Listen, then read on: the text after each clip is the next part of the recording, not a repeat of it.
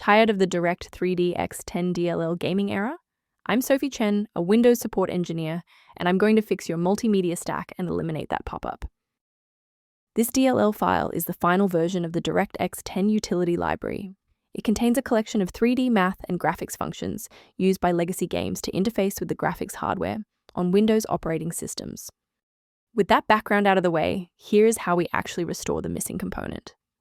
Since the DirectX 10, Update 43 DLL is often tied to 3D rendering, the standard fix is to refresh your graphics runtime.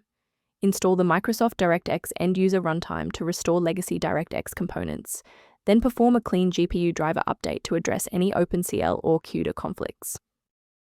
If you are still encountering the error after following the official setup, it's time to investigate the underlying system architecture. A full system restart ensures that no background processes are currently locking the DirectX 10 file. A fresh boot allows Windows to reinitialize its library map from a clean state.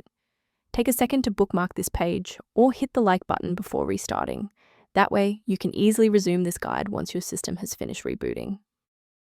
Let's look at a key safety rule that will keep your PC protected while we address this error. Don't risk your computer's health by downloading the DirectX 10. Update 43 DLL from random internet sources, which often harbor hidden tracking scripts and ransomware. As an alternative to frequent manual checks, a secure maintenance utility can help keep your system environment on track. For users impacted by missing library references, the repair tool linked below provides general background information on the DirectX 10.